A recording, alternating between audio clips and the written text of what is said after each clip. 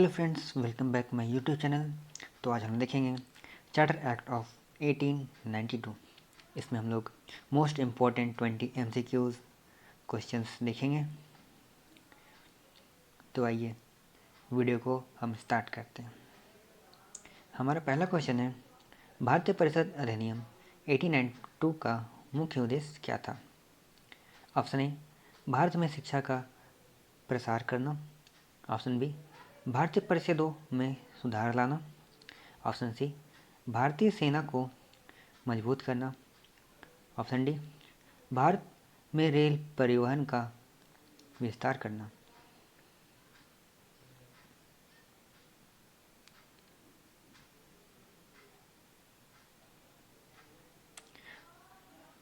तो इसका आंसर होगा ऑप्शन बी, भारतीय परिषदों में सुधार लाना। भारतीय परिषद अधिनियम 1892 का मुख्य उद्देश्य भारतीय परिषदों में सुधार लाना था। इस अधिनियम में के माध्यम से परिषदों में सदस्यों की संख्या बढ़ाई गई और भारतीय परिषदों को बजट पर चर्चा करने का अधिकार दिया। हमारा सेकंड क्वेश्चन है, भारतीय परिषद अधिनियम 1892 के तहत किस अधिकार को बढ़ावा दिया गया? ऑप्शन ए, वाद विवाद का अधिकार। ऑप्शन बी, विधेयकों को पारित करने का अधिकार। ऑप्शन सी, बजट पर चर्चा करने का अधिकार। ऑप्शन डी, न्यायिक सुधारों का अधिकार।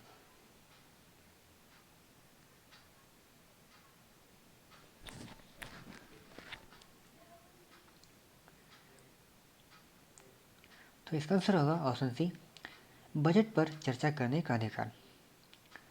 इस अधिनियम के तहत भारतीय परिषदों को पहली बार बजट पर चर्चा करने का अधिकार प्राप्त हुआ, जो कि महत्वपूर्ण सुधार था और भारतीय परिषदों की भूमिका को बढ़ाने का प्रयास था।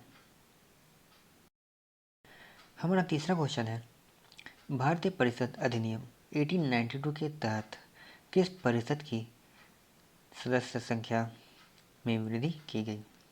ऑप्शन ए, केंद्रीय विधान परिषद। ऑप्शन बी, प्रांतीय विधान परिषद। ऑप्शन सी, न्यायिक परिषद। ऑप्शन डी, रक्षा परिषद।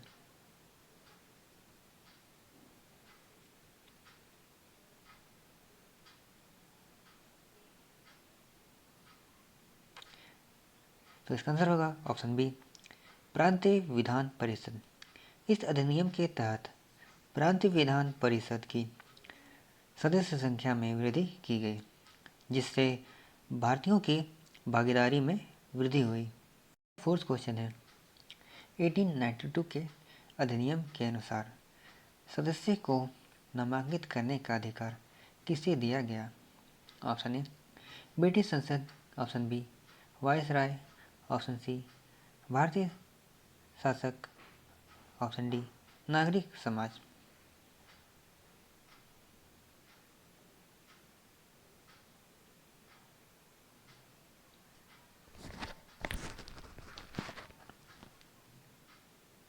तो इसका आंसर होगा ऑप्शन बी, वायसराय।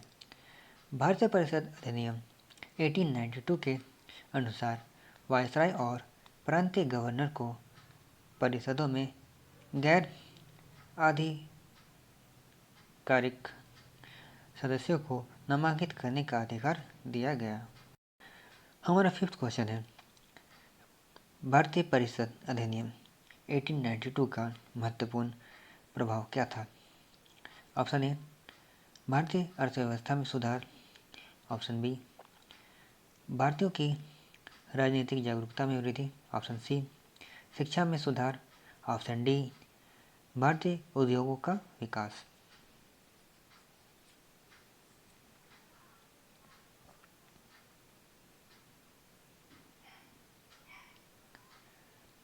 तो इसका आंसर होगा ऑप्शन बी, भारतीयों की राजनीतिक जागरूकता में वृद्धि। इस अधिनियम ने भारतीयों की राजनीतिक जागरूकता में वृद्धि की, क्योंकि अब वे विधायिका में अपने मुद्दों को उठाने और सरकार की नीतियों पर चर्चा करने में सक्षम थे।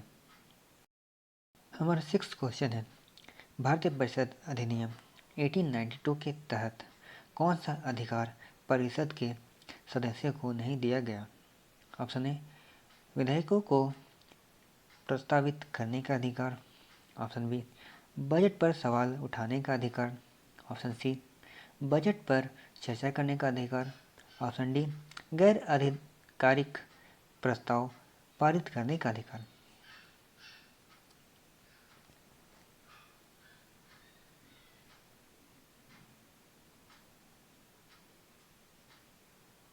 तो इसका आंसर होगा ऑप्शन ए, विधेयकों को प्रस्तावित करने का अधिकार।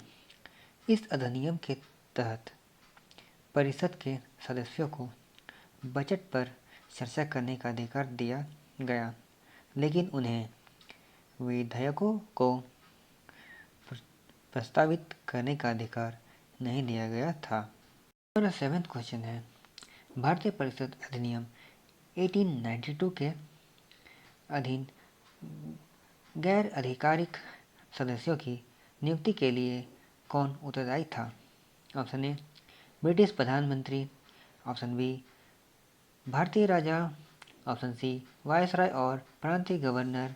ऑप्शन डी, ब्रिटिश संसद।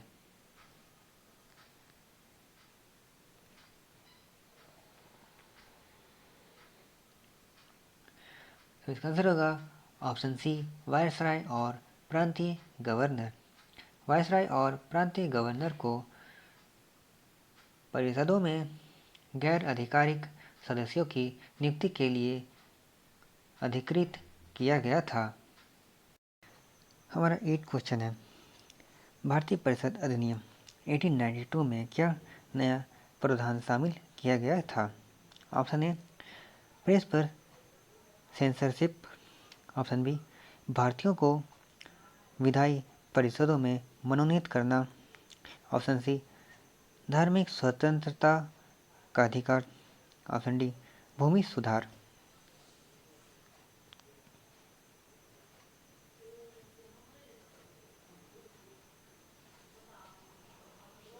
इसका आंसर होगा ऑप्शन बी, भारतीयों को विधायी परिषदों में मनोनीत करना।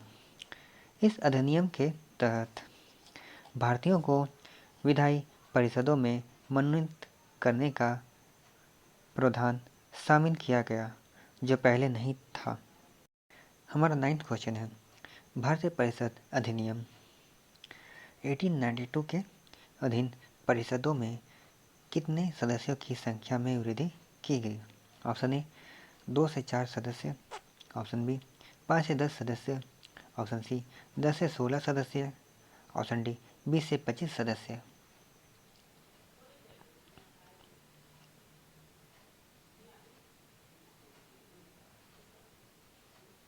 इसका आंसर होगा ऑप्शन सी, 10 से 16 सदस्य। इस अधिनियम के तहत परिषदों में सदस्यों की संख्या में वृद्धि की गई, जिसमें केंद्रीय और प्रांतीय विधान परिषदों में गैर आधिकारिक सदस्यों की संख्या बढ़ाई गई। हमारा 10th क्वेश्चन है, भारतीय परिषद अधिनियम 1892 को किससे पारित किया? ऑप्शन ए, भारतीय राष्ट्र कांग्रेस। ऑप्शन बी, ब्रिटिश संसद। ऑप्शन सी, ब्रिटिश राजा। ऑप्शन डी, भारतीय शासक।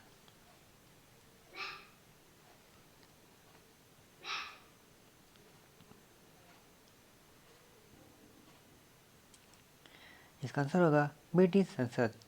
भारतीय परिषद अधिनियम 1892 को ब्रिटिश संसद द्वारा पारित किया गया था, जिसका उद्देश्य भारतीयों को सीमित राजनीतिक प्रतिनिधित्व प्रदान करना था।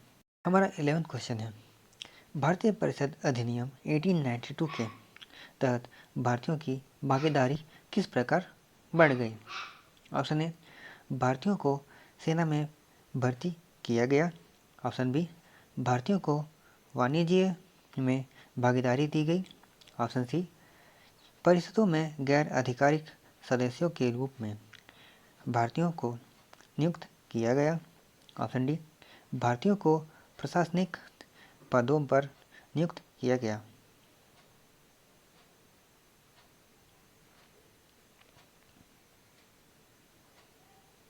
इसका आंसर होगा ऑप्शन सी, परिषदों में गैर आधिकारिक सदस्यों के रूप में भारतीयों को नियुक्त किया गया।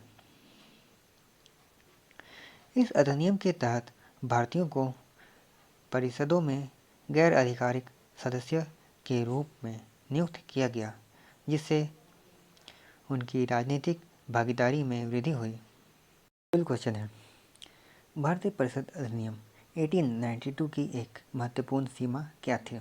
ऑप्शन ए, भारतीय परिषदों के लिए एक कोई अधिकार नहीं थे। ऑप्शन बी, परिषदों में भारतीय सदस्यों की नियुक्ति नाममात्र थी। ऑप्शन सी, बजट पर चर्चा की अनुमति नहीं थी। ऑप्शन डी, भारतीय सदस्यों को मतदान का अधिकार नहीं था।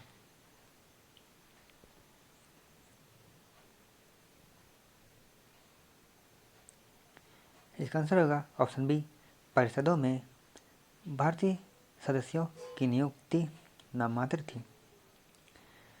यद्यपि भारतीयों को परिषदों में नामांकित किया गया, लेकिन उनकी संख्या और प्रभाव सीमित था, जिससे यह नियुक्तियां नाममात्र की रह गई।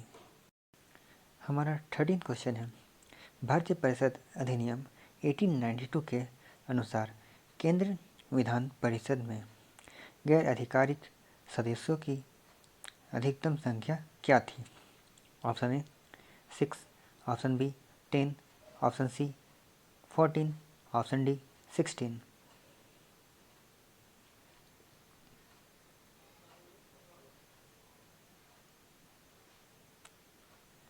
इसका आंसर होगा ऑप्शन डी 16। केंद्र विधान परिषद में गैर आधिकारिक सदस्यों की अधिकतम संख्या 16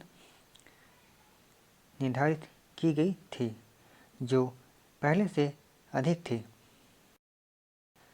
हमारा 14 क्वेश्चन है, भारतीय परिषद अधिनियम 1892 ने किस सिद्धांत को मजबूती प्रदान की? ऑप्शन ए, औपनिवेशिक समाजवाद। ऑप्शन बी, सांस्कृतिक एकता। ऑप्शन सी, सीमित प्रतिनिधित्व। ऑप्शन डी, धार्मिक स्वतंत्रता।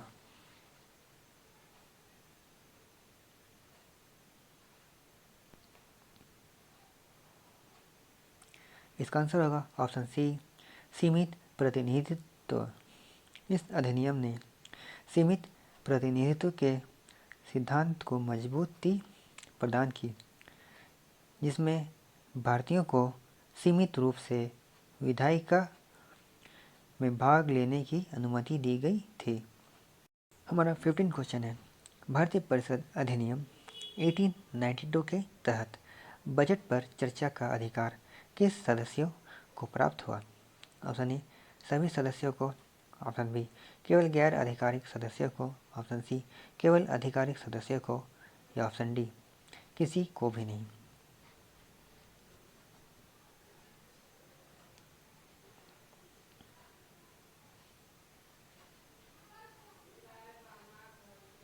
इसका आंसर होगा ऑप्शन बी, केवल गैर आधिकारिक सदस्यों को। गैर आधिकारिक सदस्यों को बजट पर चर्चा का अधिकार प्राप्त हुआ, जिससे वे ब्रिटिश सरकार की आर्थिक नीतियों पर सवाल उठा सकते थे। हमारा 16 क्वेश्चन है, भारतीय परिषद अधिनियम 1892 के द्वारा किन्हें नामांकित किया जा सकता था? ऑप्शन ए, वायसराय द्वारा। ऑप्शन बी, भारतीय राष्ट्रीय कांग्रेस द्वारा। ऑप्शन सी, न्यायपालिका द्वारा। ऑप्शन डी, संसद द्वारा।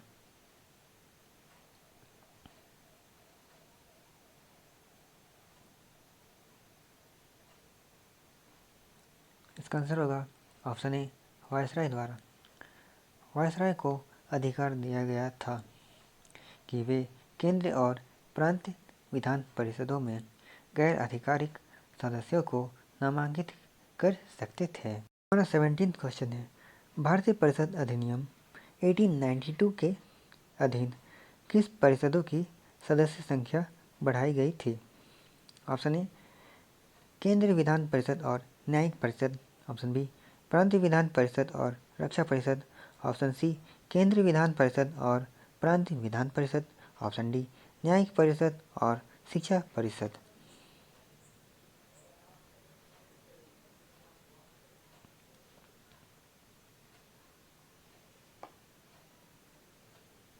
इसका आंसर होगा ऑप्शन सी केंद्रीय विधान परिषद और प्रांतीय विधान परिषद। इस अधिनियम के तहत केंद्र और प्रांतीय विधान परिषद की सदस्य संख्या में वृद्धि की गई थी। हमारा 18 क्वेश्चन है, भारतीय परिषद अधिनियम 1892 के किस प्रधान ने भारतीय राष्ट्र कांग्रेस की मांग को आंशिक रूप से पूरा किया? ऑप्शन ए भारतीय सदस्यों की नियुक्ति, ऑप्शन बी शिक्षा सुधार, ऑप्शन सी धार्मिक स्वतंत्रता का अधिकार, ऑप्शन डी भाषाई अधिकार।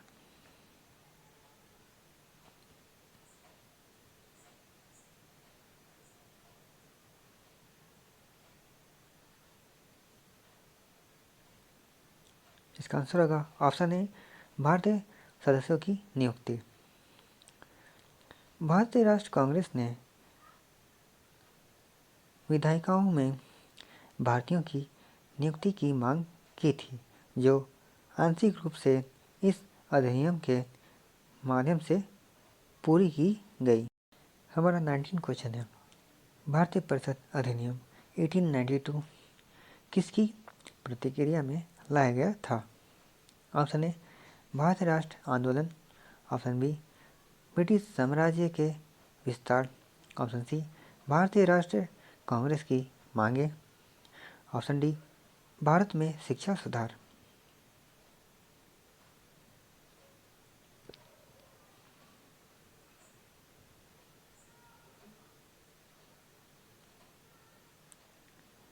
इसका आंसर होगा ऑप्शन सी भारतीय राष्ट्र कांग्रेस की मांगे। भारतीय राष्ट्र कांग्रेस की मांगे के दबाव में ब्रिटिश सरकार ने इस अधिनियम को पारित किया, जिसमें भारतीयों को विधायिका में सीमित प्रतिनिधित्व प्रदान किया गया। हमारा 20वां और लास्ट क्वेश्चन, भारतीय परिषद अधिनियम 1892 में गैर आधिकारिक सदस्य कौन थे? ऑप्शन ए वे सदस्य जिन्हें ब्रिटिश सरकार द्वारा नामांकित किया गया था, ऑप्शन बी वे सदस्य जो ब्रिटिश नागरिक थे, ऑप्शन सी वे सदस्य जो भारतीय राजाओं द्वारा नामांकित किए गए थे, ऑप्शन डी वे सदस्य जो जनता द्वारा चुने गए थे।